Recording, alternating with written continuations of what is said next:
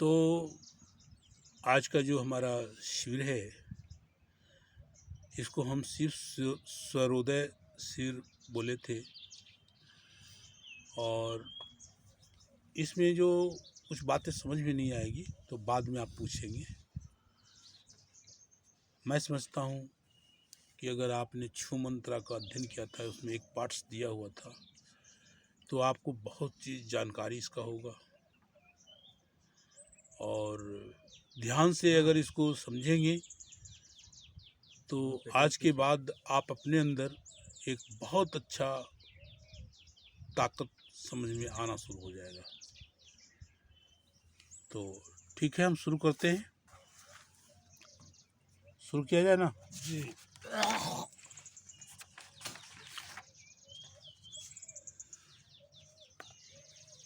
पहले हम वायु को समझेंगे। वायु का मतलब क्या होता है पप्पू जी? वायु वायु हाँ, हवा। जो स्वर है, इसको बोलते हैं नाक के अंदर जो हवा जा रहा है और हवा निकल रहा है, जा रहा है, निकल रहा है, जा रहा है, निकल रहा है। तो जब हम लोग का इस पृथ्वी पे जन्म हुआ था, तो उस समय हम मृत अवस्था में थे। मैंने सांस जा नहीं रहा था। कभी कभार ऐसा सुने होंगे या देखे होंगे कि बच्चा जब रोता है तभी आदमी समझता है कि जन्म हुआ, चाहे बच्चा जीवित है। बच्चा अगर नहीं रो रहा है तो रोने का उसको उपचार किया जाता है, उसने पीठ पे थपथपा ऐसा किया जाता है। उसके पीछे वाकई ये उद्देश्य है कि उसका फेफड़ा चालू हो जाए। फेफड़ा मैंने एक ऐसा जंत्र प्रभु ने दिया है कि जब ये अप डाउन होना शुरू हो जाएगा तभी सांस इसके अंदर जाएगा, बाहर जाएगा। मैंने एक धौकनी है कि इसको दबाइए तो सांस बाहर निकला, और जैसे उसको छोड़िएगा तब सांस अपने आप खींच लेगा।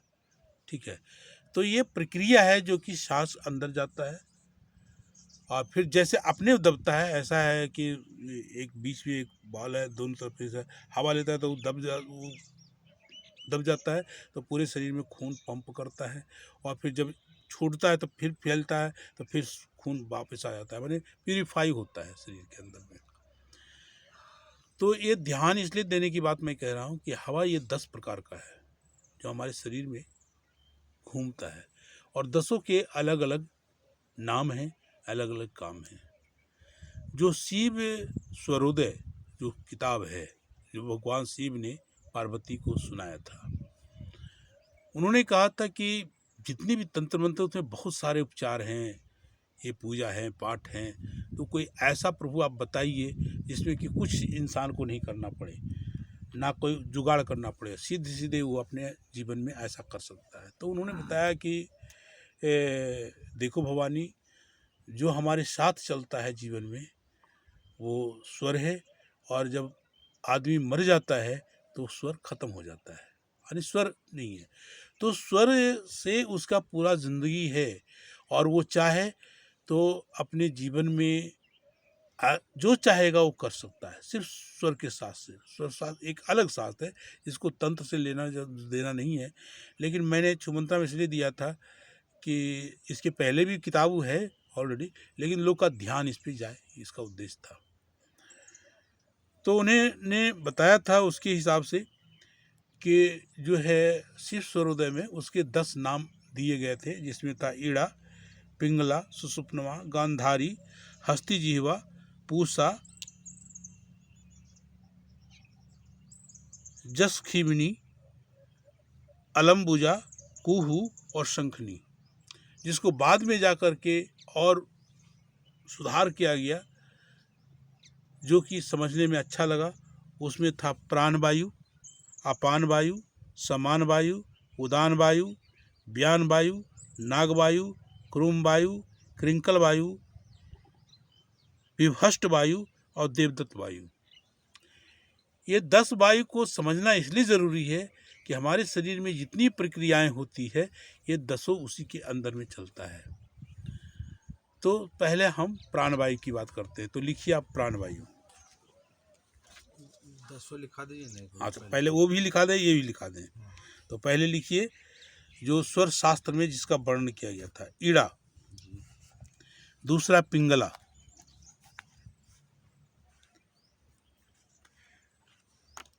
तीसरा सुषुप्नमा, सुषुप्नमा, चौथा गांधारी, पांचवा हस्ती जिह्वा,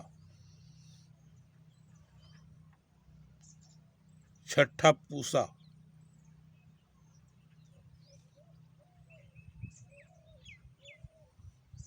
सातवां जस शिवनी,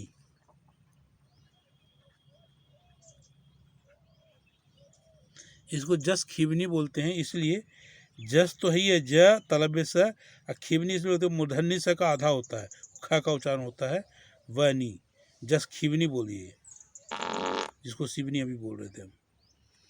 अलम्बूसा, अलम्बूसा आठवां, नौवां कुहू, दसवां शंखनी।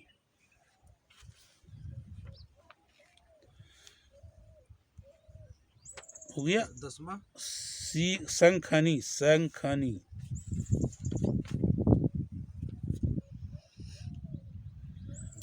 अब पहला में कि फिर लाइन दीजिए, उसके सामने लिखिए तो समझने में सुविधा होगा, जो कि स्वर शास्त्र के, आधुनिक स्वर शास्त्र के हिसाब से उसी नाम को इस तरह जाना जाता है। अब ईड़ा के सामने डैश दीजिए, लिखिए प्राणवायु।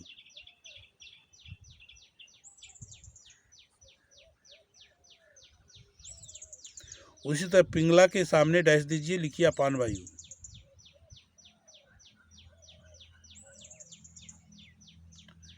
फिर सुषुप्ना के आगे डैश दीजिए, जिसे लिखिए समान वायु।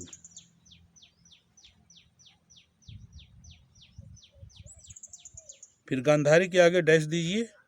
फिर प्राण वायु के बाद क्या है? अभी पीछे ही रह गए, फिर से शुरू करते हैं। ईड़ा के आगे प्राण वायु, पिंगला के आगे अपान वायु, सुषुप्ना के सामने समान वायु। हो गया। फिर गांधारी के सामने उदान वायु, फिर हस्ती जीवा के सामने व्यान वायु,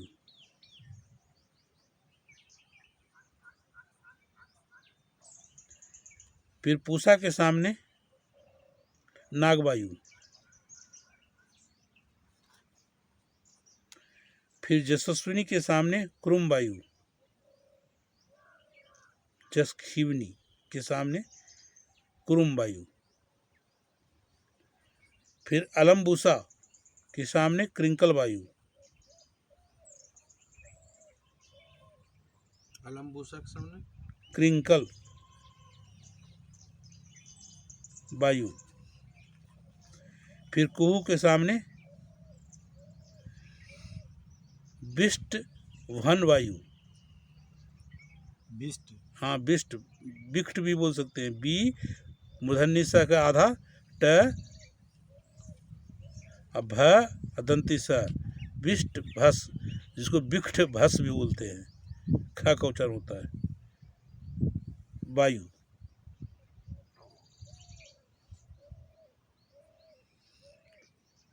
और शंखनी के नीचे देवदत्त वायु, माने उसके सामने 10 इधर से हो गया, 10 उधर से भी हो गया, जो एक शास्त्र के हिसाब से, एक आधुनिक शास्त्र के हिसाब से कर सकते हैं। हो गया। अब फिर अब सबके काम को बताते हैं, तब अच्छा समझ में आ जाएगा। प्राण वायु के सामने डैश दीजिए।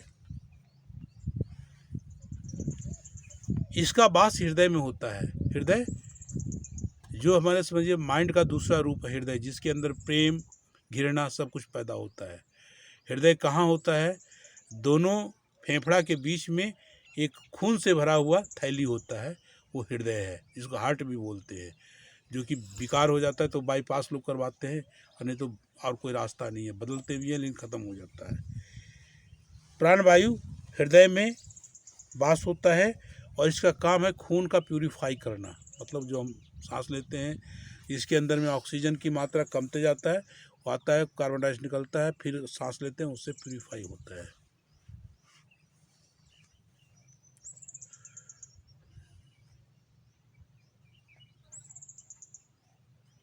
हो गया। दूसरा अपान वायु। अपान वायु का वास कहाँ होता है? गुदा में होता है। गुदा कहाँ होता है? पैखाने का जो द्वार होता है, गुदा द्वार जिसको बोलते हैं।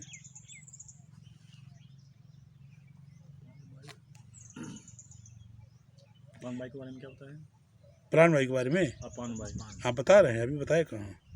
अपान वायु का निवास जो होता है गुदा में होता है, और इसका कार्य होता है जब हम जो खाते पीते हैं, जब वो बायोलॉजिकल क्रिया होती है शरीर के अंदर, पाचन क्रिया होती है, तो उससे जो गैस निकलता है उसको निकालने का काम होता है, जिसको लोग शुद्ध शब्दों में बोलते हैं कि पाद दिया। लेकिन वो गंदी गैस बाहर निकालने का काम करता है। उसमें बच्चे थे तो हंसते भी थे, लेकिन हंसने की कोई ज़रूरत नहीं है, चूँकि ये हमारे वायु है।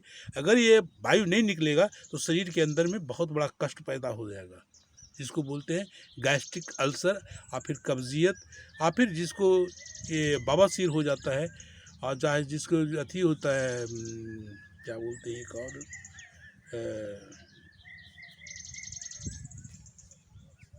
कार्बंकल, जो कि रीढ़ के ऊपर एक घाव हो जाता है। तो ये गैस जिसका नहीं बाईपास होगा उसको समझिए सबसे पहले बवासीर होगा, और नहीं तो फिर कार्बंकल हो जाएगा, जिसको एक चीज़ और बोलते हैं, कुछ नाम है अभी याद नहीं आ रहा, आदत बता देंगे। तो कहने का मतलब अपान वायु का बहुत बड़ा महत्व है, और ये गंदी गैस को बाहर करता है। हो गया। अब आगे बढ़ते हैं। समान वायु। समान वायु इसका नाड़ी में बहाता है, रक्त को बहाव का ही काम करता है। रक्त परिसंचरण इसको बोल सकते हैं। निवास हो गया, बास हो गया, नाड़ी के अंदर में हो गया, और इसका काम हुआ रक्त, माने पूरे शरीर के अंदर में रक्त संचालन करना। अगर ये शरीर में हाँ नाड़ी में वास हुआ, अगर समान वायु ठीक से नहीं काम करेगा तो उसका नाड़ी ठीक से काम नहीं करता है। जैसे शरीर के अंदर कोलेस्ट्रॉल जमना शुरू हो जाता है, इसी कारण से।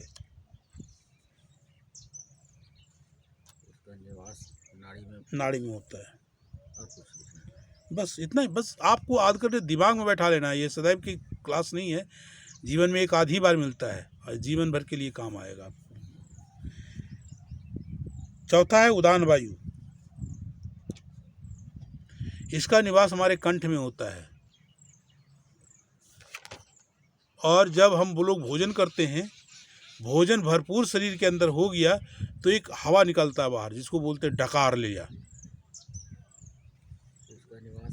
कंठ में होता है। इससे पता चलता है कि आपने भोजन परिपूर्ण ले लिया है, अच्छा हद से ज़्यादा ले लिया है, कहे के मतलब।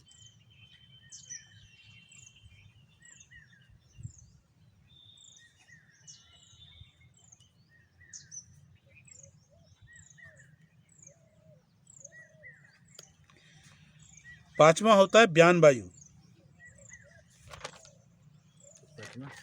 ब्यान वायु, और इसका निवास जो होता है शरीर के अंग और प्रत्यंग में होता है, यानी जोड़ जोड़ पे इसका होता है।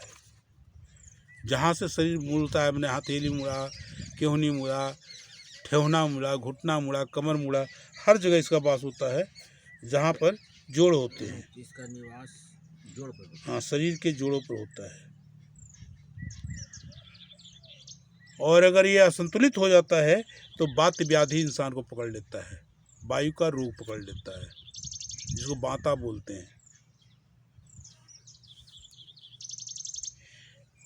इसके संतुलन के लिए हम लोग को चलना फिरना चाहिए, फिजिकल काम करते रहना चाहिए।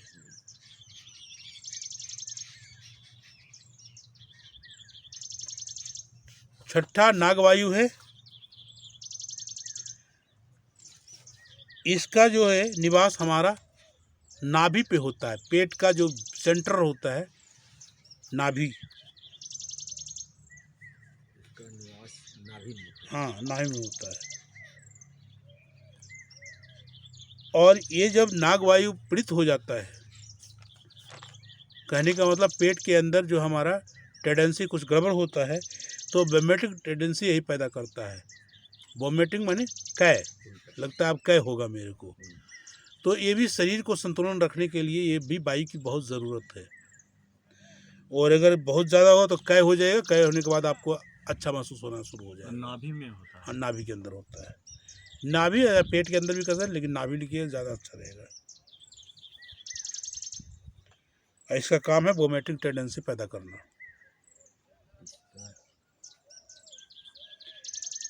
सातवां क्रूम वायु,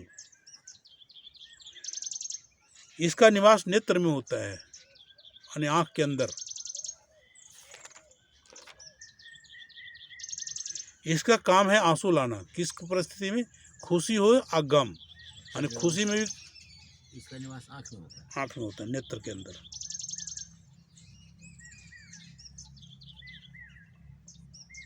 कुरुम का मतलब समझते हैं? चमड़ा। हाँ, चमड़ा। चमड़ा थोड़ी होता है, कछुआ होता है।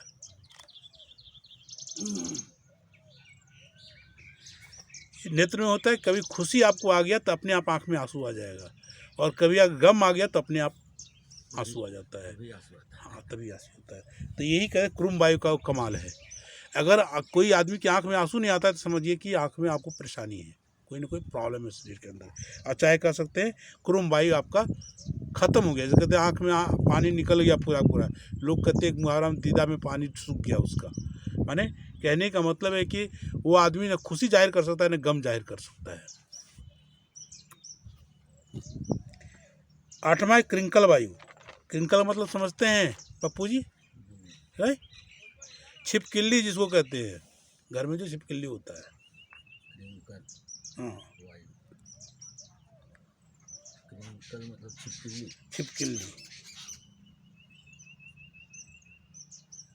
हमारे जो ऋषि थे बहुत सारा चीज़ आसन भी बना हुआ जानवरों के ऊपर, ये सब समझाने के लिए कहा गया था। किंकल वायु, इसका वास नाक में होता है। हमारे नाक के दोनों नथुना है ना, उसमें वास होता है। और इसका काम होता है छींक लाना। मैंने जब आपका वायुमंडल में एटमॉस्फेयर के अंदर में बहुत अच्छा चीज़ नहीं आ रहा है तो आपका नाक बता देगा, आप छींकने लगेंगे। और जब छींकने लगेंगे तो क्रिंकल वायु एक्टिवेट हो जाएगा।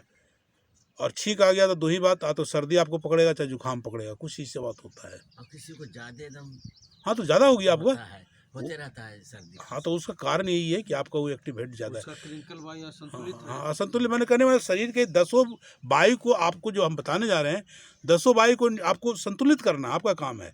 और आपने आप सही होगा, चूँकि आप इसका मालिक हैं, एक्टिवेट आप ही कर सकते हैं। ये तो सिद्धांत बता रहे हैं सब, समझ गए। आगे आया है 9वां विखष्ट भन वायु। विष्टभान, हाँ विष्टभान, हाँ वायु। विष्टभान, विष्ट को तो एक होता है मकर, एक तो घड़ियाल होता है। तो एक घड़ियाल जो होता है, और दोनों में अंतर क्या होता है? घड़ियाल का मुंह छोटा होता है, अब ये इसका जो होता है इसका चौड़ा होता है। इसका एक तो लंबा ऐसे करके निकालेगा पूरा, तो मकर बोलते हैं उसको, और चाहे घड़ियाल बोलते हैं। ये जो है दिमाग के अंदर होता है। दिमाग मतलब ये मस्तिष्क कहिए, जिसका आधा भाग आगे का भाग में होता है।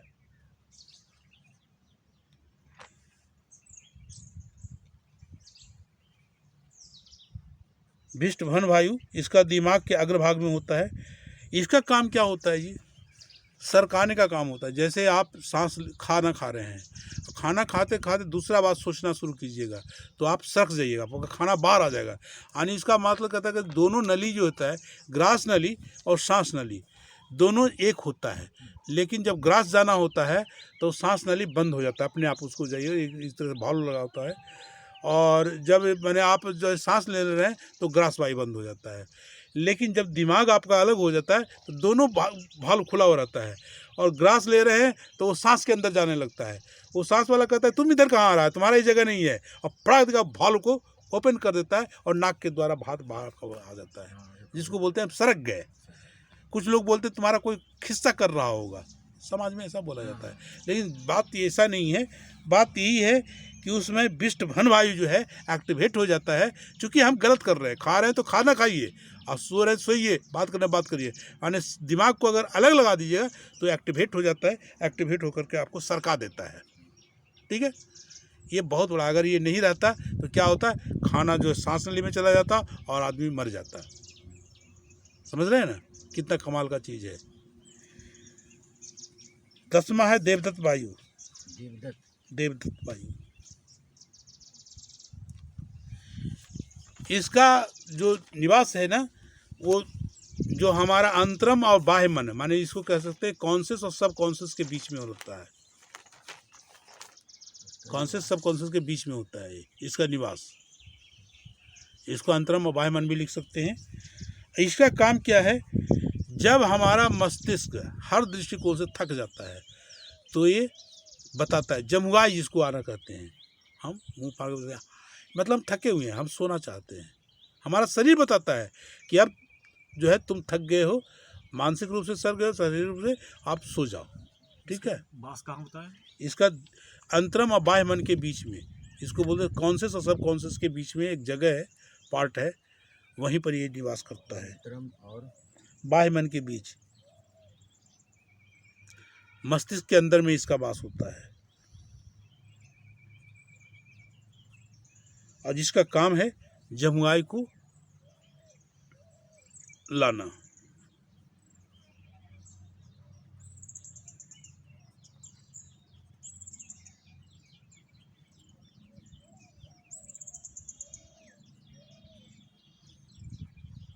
ये हमारे शरीर के 10 नाड़ी थे, 10 तरह के वायु थे, और 10 वायु कितना महत्वपूर्ण है आपने समझा होगा और जाना भी होगा, पहले से भी जानते होंगे, कुछ आज परिमार्जन आपका हुआ है। तो आगे हम इसी वायु को कैसे कंट्रोल करेंगे और कैसे अपने जीवन को और अच्छा करेंगे, जो शिव पार्वती संवाद हुआ था उसको हम जानेंगे। इस संबंध में कोई प्रश्न तो नहीं है तो आप पूछ लीजिए, हम आगे बढ़ते हैं।